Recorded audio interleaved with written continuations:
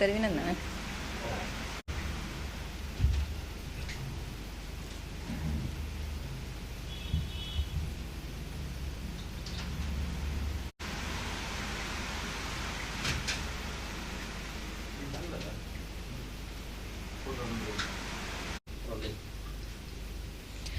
உலகத்தமிழ் உறவுகளுக்கும் ஊடக சொந்தங்களுக்கும் வணக்கம்.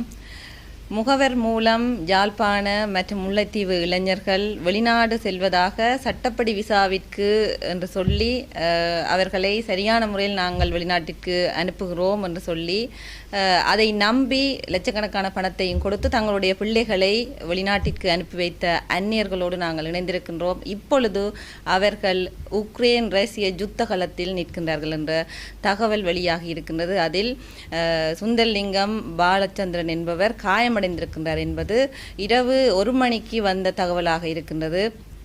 யாருமே எதிர்பார்க்காத ஒரு விடயமாக இருக்கும். 3வது உலகப் போர் என்று எல்லோராலும் கணிக்கப்பட்டு கொண்டிருக்கிற இந்த யுத்த முனையில் எங்களுடைய தமிழர்களும் இருக்கின்றார்கள் என்பதுதான் இங்கே வியப்பான விடயமாக இருக்கிறது. இந்த விடயத்தை இந்த அந்நியர்களோடு நான் வந்ததன் காரணம் என்னவென்று சொன்னால், முகவர்கள் இவர்களை மிரட்டுகிறார்கள். ஏற்கனவே 14 நாட்களுக்கு முன்னர் பகீரதனுடைய தொடர்பு இல்லாமல் போய்விட்டது. அவருடைய அன்னை இவர் தொடர்பு இல்லாமல் போய்விட்டது.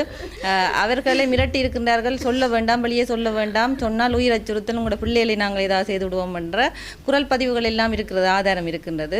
முகவர்கள் தொடர்பான ஆதாரம் இருக்கிறது. ஆனால் அதனை நாங்கள் பின்னர் ஊடகங்களுக்கு நாங்கள் தருகின்றோம். இப்பொழுதும் இந்த அந்நியர்களுக்கு நம்பிக்கை கொடுத்து இங்கே ஊடக உறவுகளின் நம்பிக்கையை கொடுத்து நாங்கள் கூடி வந்திருக்கின்றோம். ஏனென்னு சொன்னால் ஒரு ஊடகம் ஒரு தளத்தில் மட்டும் வந்து இந்த பிரச்சனைகளுக்கு தீர்வு நாங்கள் எடுத்துவிட முடியாது. வெளிநாடுகள் போல ஊடகங்களின் ஒற்றுமை எமக்கு வேண்டும்.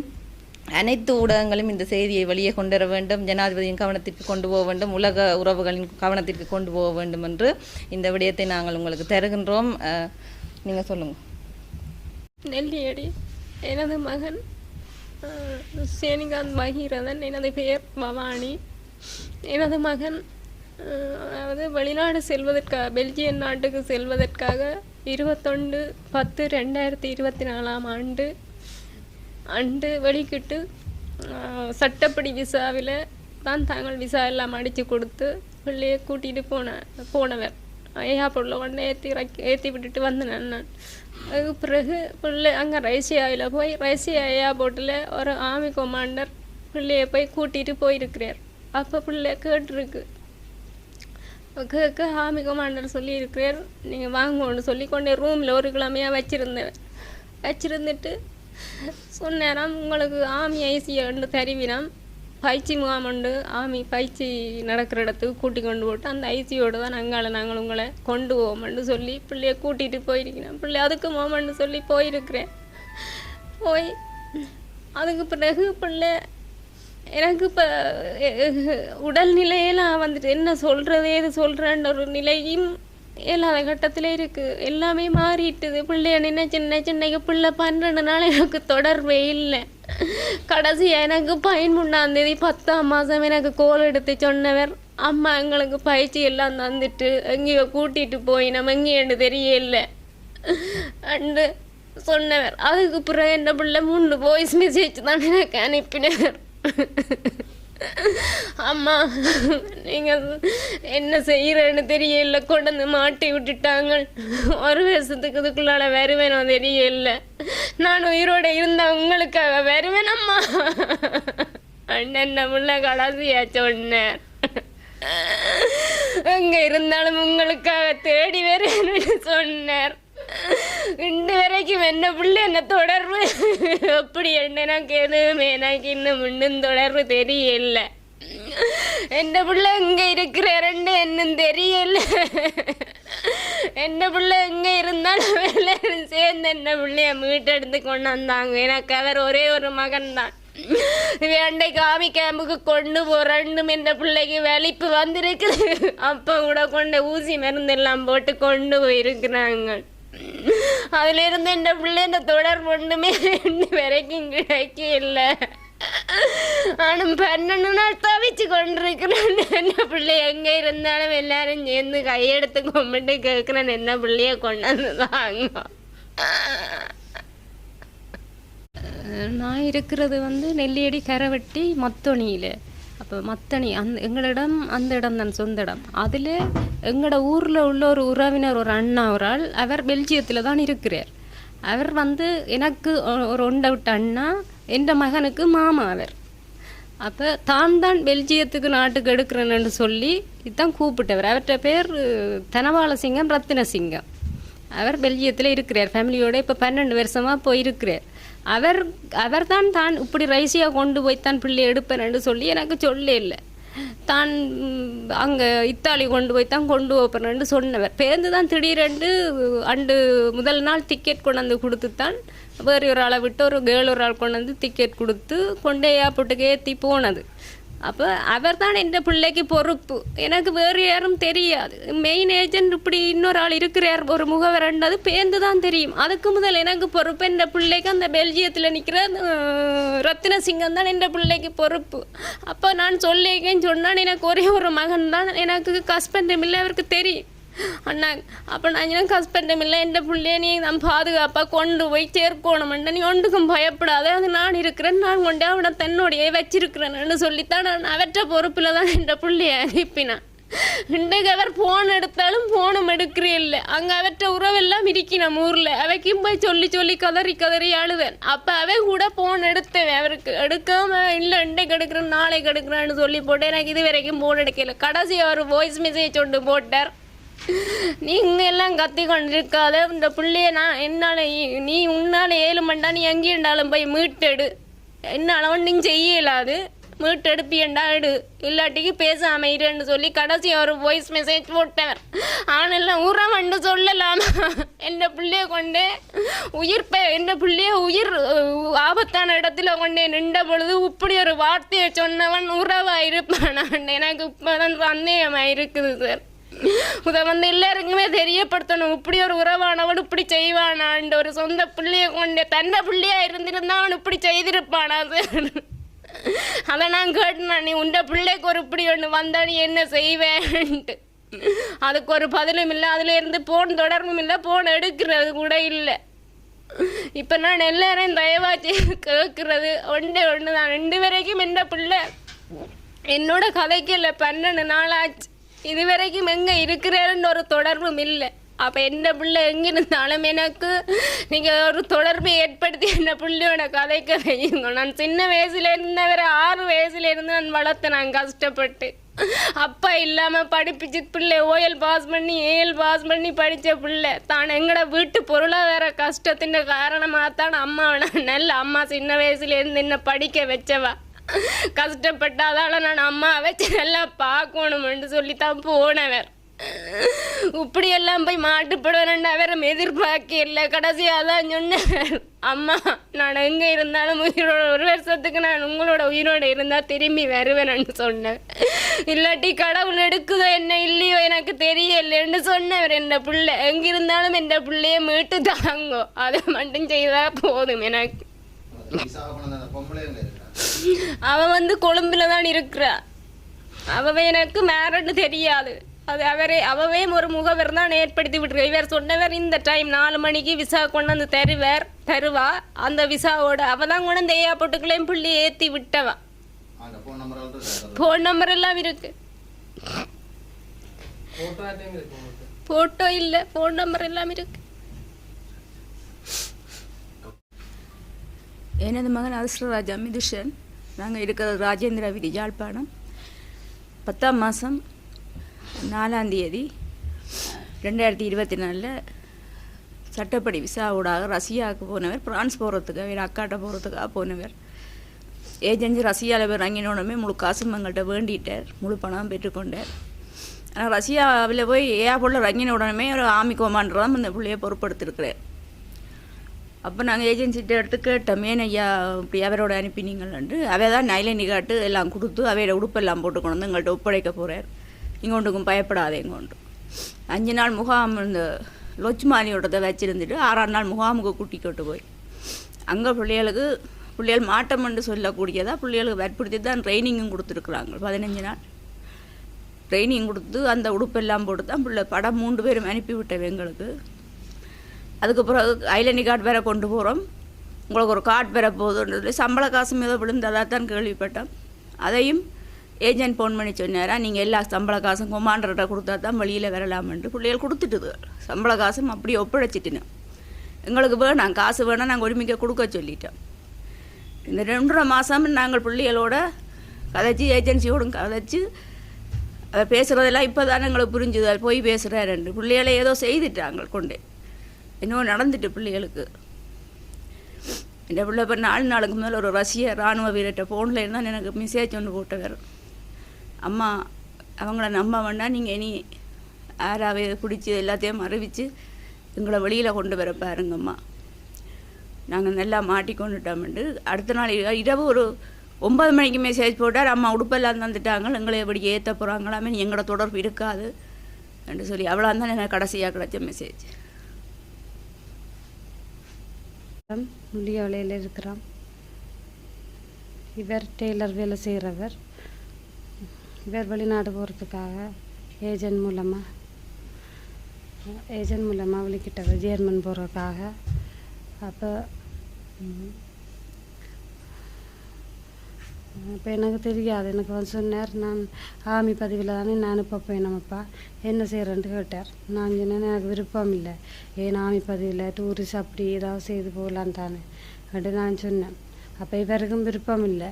அப்போ அவர் சொன்னார், நான் அப்படி போக இல்லை, எனக்கு பயமாக கிடக்கு, அப்படி நான் போக இல்லைன்னு சொல்ல. அப்போவே ஏஜென்ட் சொன்னார், அது ஒன்றும் பயம் இல்லை, நாங்கள் இருக்கிறோம், நீங்கள் போங்க, போய் இறங்குற இடத்த நாங்கள் உங்களை பார்க்குறோம், ஏர்போர்ட் கழிஞ்சட்டா நாங்கள் உங்களை வந்து ஏற்றிடுவோம், உங்களுக்கு ஒரு ஆபத்தும் இல்லை, நீங்கள் ஃபேமிலியெல்லாம் சேர வேண்டாம் என்று சொல்லி அவர் சொல்லி தான் இவர் வெளிக்கிட்டவர். வெளிக்கிட்டு 2024 9ஆம் மாதம் 26ஆம் தேதி தான் வெளிக்கிட்டவர். வெளிக்கிட்டு அங்கால போய் இறங்கின பிறகு ஆர்மி கமாண்டர் தான் வந்து வேற ஏற்றி கொண்டு போனார். அப்பயும் இவருக்கு பயம், என்ன இது இப்படியெல்லாம் நடக்குன்ட்டு கொண்டே ரூமில் வச்சவங்க, தனிவர் ஒரு ரூம்லேயே இருந்தவர், தனியார் ரூமில் இருக்குது, ஒரு 10-12 நாள் இருந்தவர்.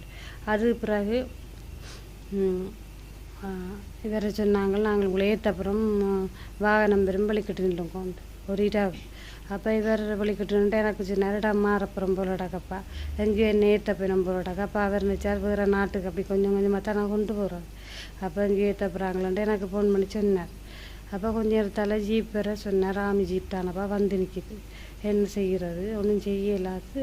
ஆனால் அவர் சொல்கிறார், நீங்கள் போங்கோ அண்ணன் ஒன்றுக்கும் பயப்படாங்க, டோன்ட் வரி, அதெல்லாம் நான் பார்க்குறேன், அவை மூலமாக தான் ஆர்மி மூலமாக தான் நடக்க போகுது, இந்த ரூட் அப்படித்தான். அப்போ நான் அடித்து கேட்டேன், அண்ணன் நீங்கள் இப்படியே சொல்லி அனுப்புகிறீங்களே, ஒன்றும் பயம் இல்லையோ, எனக்கு பயமாக இருக்குது, நீங்கள் இவரை அனுப்புறது எனக்கு பிடிக்க இல்லைன்ட்டு நான் அவன்கிட்ட கேட்டேன்.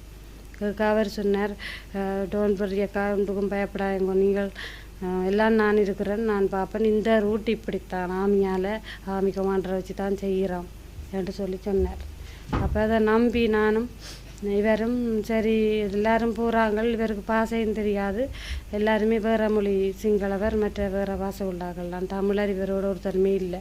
அவருக்கு யோசித்து முடிவெடுக்கவும் முடியல. அவர் தன் பாட்டுக்கு எனக்கு சொன்னார், அவர்கிட்ட தான் நான் பேச கேட்பார், என்னென்ன செய்கிறேன். அவர் சொல்லுவார், நீங்கள் போங்க, அதில் நான் பார்த்துக்கொள்கிறேன், நான் எடுத்துக்கிறேன்னு சொன்னேன். சொல்லவும் இவர் எனக்கு சொல்லிப்பட்டு, நீங்கள் யோசிக்காங்க, அவர் இருக்கிறார், அவர் எல்லாம் என்ன வெளியில் எடுக்கத்தான் போகிறார், இதுதான் ரூட் இப்படித்தான் போய் கொண்டு சொன்னேன். சொல்ல சரின்ட்டு நான் இதை இவருக்கெல்லாம் தெரியும் தானே, எனக்கு இந்த இதெல்லாம் தெரியாது.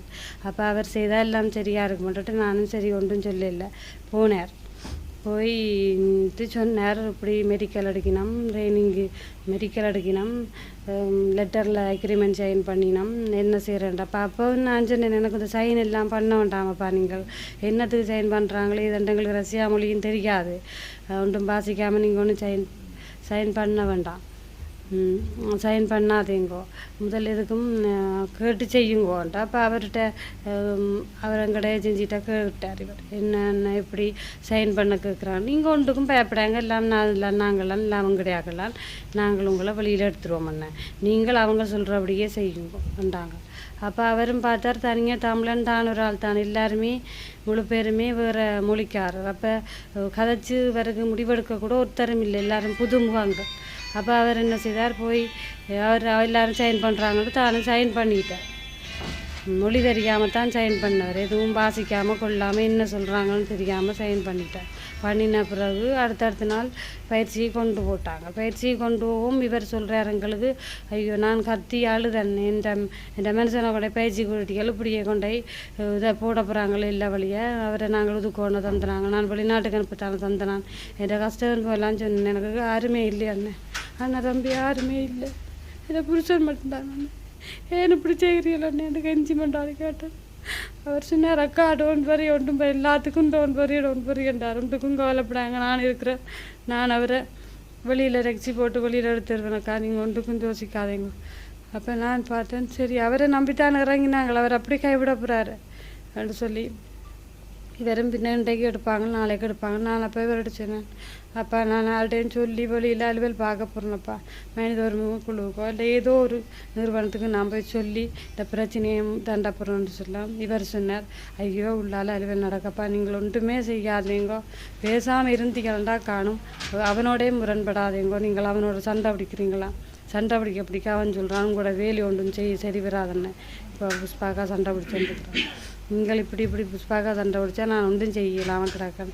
அப்போ எனக்கு எடுத்து பேசினார், நீங்கள் சண்டை பிடிக்கிறீங்க, நான் தான் உள்ளுக்கு நிற்கிறேன், பேசாமல் இருங்கோ, பிள்ளைகளை பார்த்துட்டு சந்தோஷமாக இருங்கோ, நான் ஏதோ வழியில் வந்துடுவேன், தெரியாமல் நான் மாட்டுப்பட்டு போனேன், எனக்கு ஒரு ஹெல்ப்புக்கு ஒரு தமிழனும் இல்லை, நான் கதைக்கக்குள்ள ஆள் இல்லாமல் நான் இப்படி மாட்டிட்டேன், நீங்கள் என்ன பெரிய யோசிக்க வேண்டாம், நான் வெளியில் வந்துடுவேன், நீங்கள் அவனோட முரண்பட வேண்டாம். என்னை அடக்கி இன்றைக்கு 2 மாதமாக அடக்கினார்.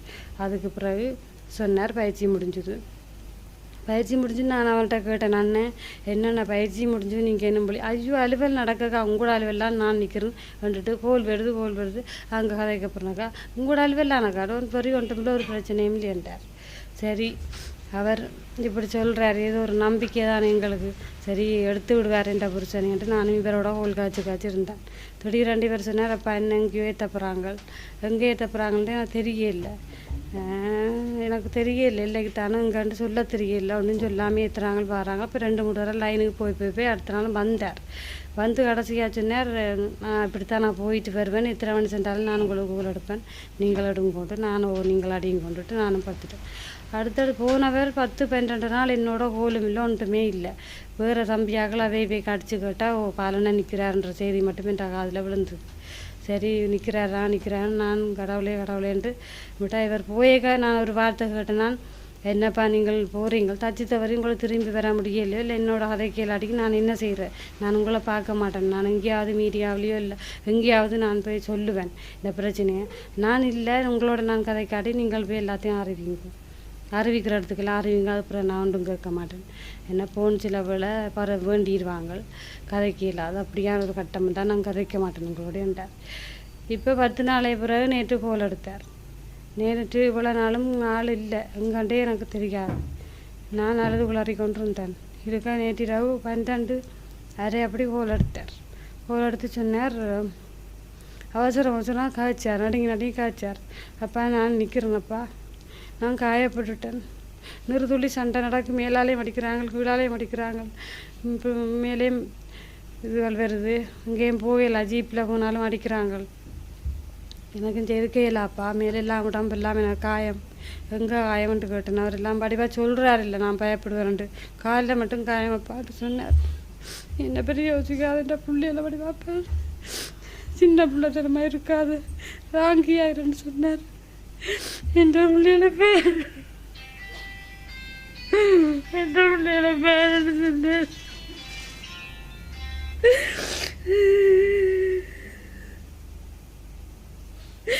என்ன காப்பாற்று காப்பாற்று கடவுள்கிட்ட வேண்டு, இந்த புருஷன் எனக்கு 10 மாதத்தில் நான் திரும்பி வருவேன், நீ கடவுள்கிட்ட வேண்டு, வேறொரு வழியும் இல்லையப்பா, நான் சைன் பண்ணி வந்து தேவையில்லாமல் மாட்டிட்டேன், கடவுளை வந்து ஆடிக்கொண்டு நான் 10 மாதத்தால் ஒரு வருஷம் அக்ரிமெண்ட் முடிக்க நான் உன்னிட்ட வந்து சேருவேன். ஆனால் ஒவ்வொரு நிமிஷமும் எனக்கு என்ன நடக்குமெண்டே எனக்கு தெரியல. எரியும்ட்ட கடைசி பழத்தாச்சு நீ என்னண்டாலும் செய்து என்னை காப்பாற்ற முடிச்சா காப்பாற்று சொன்னேன்.